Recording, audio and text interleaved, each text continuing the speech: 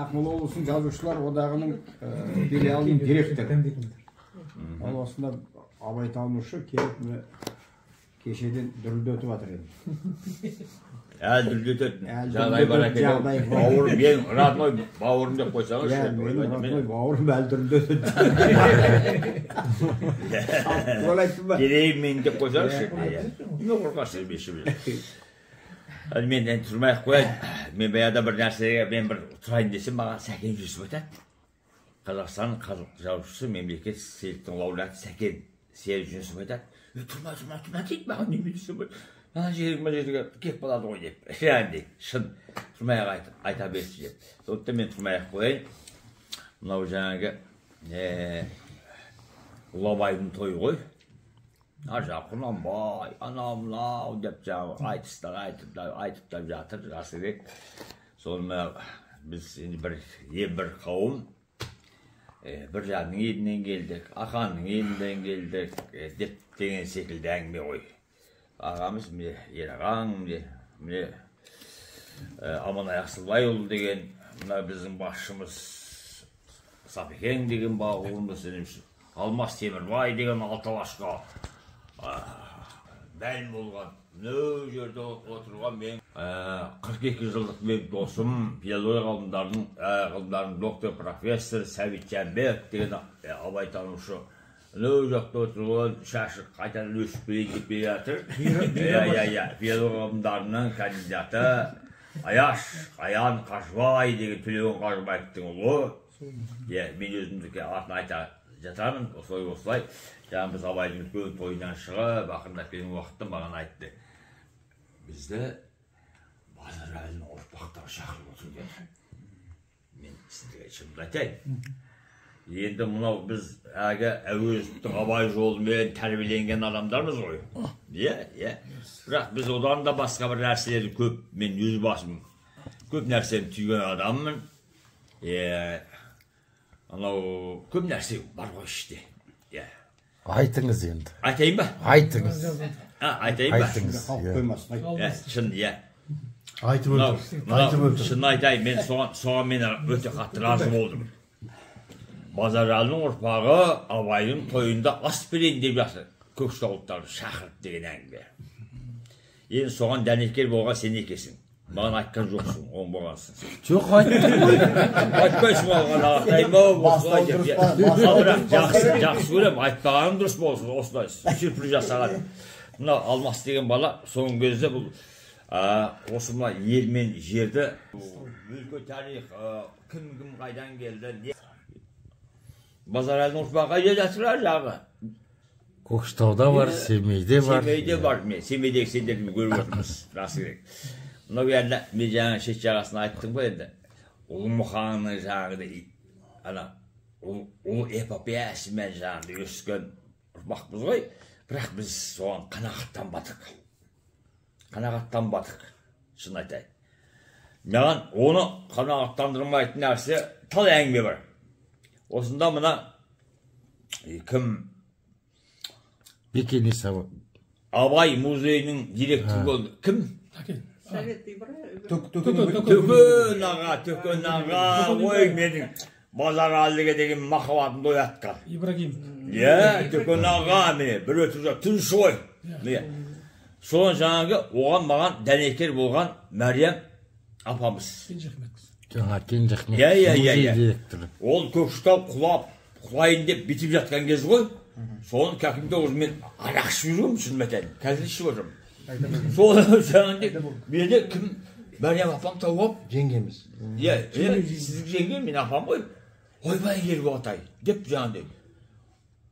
Ойбай Боранбай Көкшетау мұз ғой әкең. Соны жаңағы Төкенді апарып соған жақсыз қойыпты. Енді онымен әңгімелесетін кісі керек дейді. Әңгімелесетін кісі керек деп. Соны мен ол кезде сотка жоқ қой. Мәриям апама разымын. Соны Құдайдан сұрағым ғой, осы бір нормальный бір адам кесірші. Соны нормальный болып тұр ғой. Нормальный кірсем болсам едік ма? Енді, Құдай кесірші отырмес пе? Енді өтігі айтпаймын. Дұрыс аға. Рас қой, өтігі айтпаймын. Ешкім өлтірміш ке бұлардың бәрі. Сол Көкшетау тілде. Төкең не деді, соны айтыңызшы. Соны не керек? Ақырындап жаңағыдай Мәриям апам әдем красавица. Не осылай деп алып барып Көкшебай сізде басып. Төкенді көздерін көрдің ма? Иә. Кепіт болсын екен. Жақтыған жер жарық болсын. Мына баланы алып келдім деп, бір ет алып келген, ол соғып алған. Міне, сол уақытта шіркін-ай, міне, бір өтірігім жоқ, түн жанып отырмын ғой. Осындай сотқа болса, не диктофон болса, мен Төкеннен қаншама дүниені алып қалар деймін. Мен қалтамда қағаз да жоқ, қалам да жоқ, түкті жоқ, жаңағы көшеде ішіп жүрген мені апарып Төкенге тығып жүрдіңіз бе. Бірақ, соған әңгіме кетті. Әңгіме кетті. Анадан мал соны кейін ақырындап, енді біз анда ақырындап жаңағыдай Базаралыны зейім ғой. Жігітектің 17 жігісін. Не болды? Қайдан кетті? Не болды? Бәрін ап, Оспанға апарып лақтырып, Құнанбайдың бірдеңесі деп сол маған айтты ғой. Сен білесің бе? 40 жасына дейін Абай Құнанбайшыл болды. 40 жасынан кейін ол қалықшыл болды. Шынын айту керек деді. Осылардың ішіндегі ең үлкен мықтысы кім еді? Базаралы еді дейді. Сол бір өтірік жоқ міне. Жазып отырсың ба? Сонда Төкен жарықтық айтты. Оны Базаралыдан бастап жігітектің 17 жігітін Сібірге айдатып жүрген Абай еді деді. Міне, бір өтірік жоқ. Бірақ қайдан келді деді. Бірақ енді оны Абайдың іште күйік қой. Бірақ сол жігітектің жаңа 17 ана Сібірден аман сау келген Базаралы неге Шыңғыстауда тұра алмады? Неге арқаға ауып кетті деп ойлайсың дейді. Оған Құнанбайдың ұрпағы тіштік бермейтін болды білді деді. Рас па? Бұлай кетті деді. Сондықтан енді ата-бабаның ана жағында нәрсесін қозбай-ақ қояйық. Бірақ мен қатты разы болдым. Ол енді жігітектің 17 жігіті жаңағы Базаралы деген мұқан жарықтық. Бәрін бұлай келтіріп отыр ғой шіркін-ай. Абайдың басына қамшы үйреген Оразбай. Мысалы біз күлі қаза ойлаймыз, Абайдың 2 жауы бар. Біріншісі жаңағыдай Базаралы. Базаралыда жігіт болсын шіркін-ай. Екіншісі Оразбай дейміз ғой. Оның бәрі өтірік әңгіме деп айтайықшы, мысалы үшін. Абай соның бәрін кешкен, бәрін кешірген. Мен мына үлкен шаңырақта отырмын. Ондағы әңгіме, ол ар жағын өздерің біліп отырсыңдар. Құнанбайдың алған тоқалы, 400 тоқалы кім? Нұрғаным. Нұрғаныммен көңілдес болған Базаралы. Енді сол қаржының төсегін бұлғады деп әңгімені шығарып отырған кім? Абай мен Оспан. Ақ деген алғыс, қара дегені қарғыс жаңағыдай. Содан Базаралыдан құтылу керек қой. Тобық нешеге бөлінеді? Айтыңдаршы. 4-ке. Нешеге бөлінеді? Айтыңыз. Кішік тобық. Жоқ, сен неме өтір. Тобықтың өзіне сұрап отырмын. Сөйтіп айналып кеп, жаңағы сөйтіп кеп, ал соған келіп артынан Абай бармағын тістемеді ме? Тістеді. Соның өлеңіне жазып кетті. Жасымда албырт өстім, ойдан жырақ, айламен ақылға да жақтым шырақ. Ерт ояндым, ойландым, жиналмадым, етек басы көп көрдім. Елден бірақ деді ғой. Бұл 40-тан асқан кездегі дүние. Сондықтан оның бәрі, сіз бер қараңыз. Сіз әйеліңе қарамаңыз, маған мен сіздің әкеңіз, ата-бабаңыз туралы сөйлеп отырмын. Айдалына бір абақ келейін. Шын айтайын. Сондықтан міне, біз ол үшін мұқаңды біз кінәламауымыз керек. Мұқаң алып шығатын мүмкіндігі де болған. Даже Құнанбайды алып шықсы келген ғой. Сондықтан міне, Аллаға тәуба шүкір, осын түсінген ұрпаққа рахмет. Ол жерде Абайдың да кінәсі жоқ, Құнанбайдың да кінәсі жоқ. Ол жерде Оспанның да кінәсі жоқ. Өзінде кінәсі жоқ. Саясат, уақыт кінәлі. Бір ғасыр өткен соң, міне, бәріміз жиналып, осы жерде кездесіп отырмыз. Ұлы бабамыз базарланып жатқан жер жарық, топырақ тұрқы. Ерболат аға, Төкен аған тағы не айтты Базаралы туралы? Есіңізде не қалды? Айтты бәріне. Айттым ғой енді, Алладай кейін не қалды да. Ол кейін ол кісі маған әңгіме болып кетті. Оны өзін айтып кетті. Ызғұттың ұрпағы едім ғой депті. Ызғұтты би. Ызғұттың деп. Содан әшіркіне мен бір өтірім жоқ, түн жанында отырым ғой, мен өтір айтпаймын. Құдай куә, тәңірім көктен ұрап тұр ғой. Соны жанды жерде мына алмас секілді мындай нем жоқ қой. Соны әңгімелесіп, ана Көкшетау кішкентай анау қаланың ішіндегі мындай мұздай комнатада екеуміз отырмыз, әңгімелесіп. Үшеу ол бетіп қояды мен. Қайта сіз мен жердің әлмәусін. Бетіп қояды маған. Әңгіме айтатын алдында айт. Мен санына періп, мен де бір қай самар дейсің мен. Жас балам ғой. Де білмейді екесіңді дейді. Үйіміз қайдан білеміз ойбай ай деймін ғой. Шын айтты. Міне. Тобықтар білмейді дейді. Тобықтар білмейді дейді. Тобықтар. Білсе де айтқысы келмейді дейді. Ана Ырғызбай ғой. Шынжырбақ. Шұбар төс дейді. Тобық нешеге бөлді айтпай қойыңдар сендер. Нешеге бөлді. Бұлар өз жігітек екенін біледі, басқаларын білмейді. Міне, сонан кейін әңгіме шығып отыр ғой, міне әңгіме сонан шығып отыр ғой. Айдосымен Қайдостан туасындар ғой енді.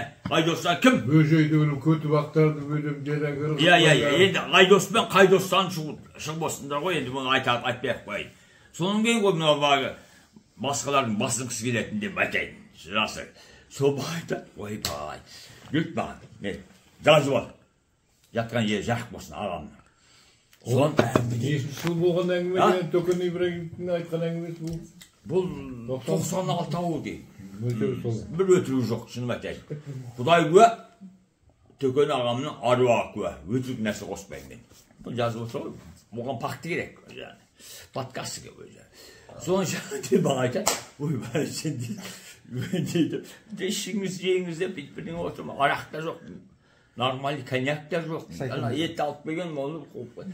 Маған ана әңгіме ғой. Ырғызбай туралы әңгіме болып кетті. Ырғызбай. Білесіздер ғой, е? Ырғызбай. Кім ол Ырғызбай? Сен Базаралымен аяқтасайсың. Жоқ. Әдет ғап отыр ғой енді, Ырғызбай. Сен асып етіп қаласың, таңертең 5-те жүреміз. Жоқ, жүреміз ғой, мен басып бұлар жазып отыр ғой сіз, басып қаш. Ол әге, ана... Өскенбайдың әкесі. Өскенбайдың әкесі. Жоқ, ол емес, ана Ырғызбай. Айдос, Олжай. Жай, соған ақырындап бетіп әкеліп жәнде. Маған айтады, мына Құдайдың құдіретін көрсеңізші дейді. Олай дейді.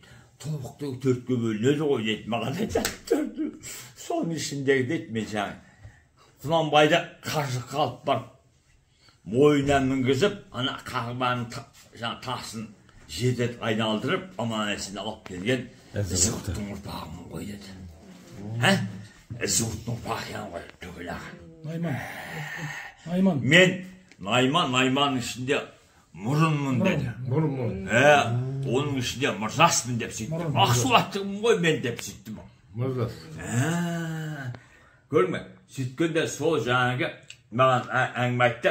Құнанбай деді. Құнанбай өмірден ақшылдықты келіп жатқан дейді. Менің ұлы бабам ғой. Сол Ызғұтты шақырып алып, Ызғұтты бергесіп деп шақырып алып. Ал, мен ана дүниеге дайындалып жатырмын Ызғұтты. Менің көзі тірі кезінде, менің алдымда сен көшіңді қалбатаумен тарбағатайға тартты. Алдыңа малыңды салып берем, анауың салып берем. Ойбай, не болатын мен білмеймін. Не деген данышпандық жігіт. Тарт деді. Деке деді. Сонан жылай қоштасып, енді Құнанбайдың кіндік баласы болған Ызғұтты ғой. Анау Найманның ішіндегі қарагердің ішіндегі мұрын, сөйтіп мұна Шыңғыстаудан жылап қасына 1000 қойма, 3000 жылқыма Құнанбай салып жіберіпті. Неге мен кеткім келмейді десем, жоқ. Менің көзімнің тірі кезінде сен аман сау кетіп қал. Құнанбай өлгеннен кейін сенің қалай болатының демеген мен орысша айтқан. Не отвечаю деген ғой. Тірінде кетіп қал. Міне, сол Ізғұттың ұрпағы мен мінетін дейді. Енді айналып кеп дейді. Жаңағыдай, ана 4 тобықтыдан мықты білетін кісілер бар дейді. Енді айналып кеп, Құдайдың құдіретін қарашы дейді. Абайдың музейінде мен дейді 18 жыл осында отырмын ғой дейді, мен Ізғұттың ұрпағы дейді. Міне, бір өтірік әңгіме. Алмады не керек бұл? Дүние кезек қой бе. Ана ұлағыр уақыттары айнатып әкеп отыр ғой. Сондықтан кім Алмасжан осын түсіріп алғаны рахмет. Жатқан жерлер жарық болсын. Ағаларымыздың мен бір өтірік әңгіме жоқ. Амандыққа саулыққа жазсын. Бірақ бар ғой, жандарым айналайын.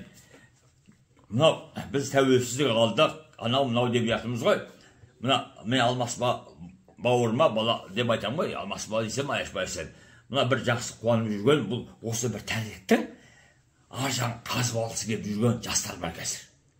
Қашан біз сол әуезовтің айтқанымен, қашан ғананың айтқанымен жүреміз, өтірік. Оған мен кінәлімайым. Бірақ ол жерде елді бөлу емес, жұртты бөлу емес.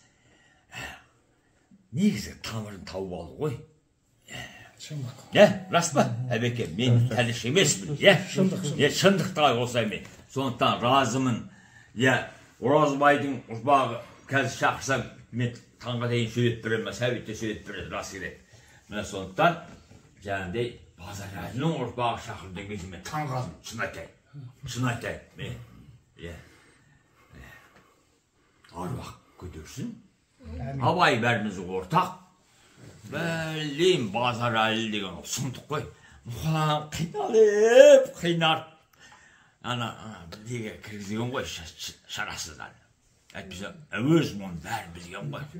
Ешкі себет, шын айтайын. Сондықтан сол Абайлар, Құнанбайлар, Базаралылардың аруағы қолдасын, аман болайық сау. Әлхамдүлілlah деп шайға ішіп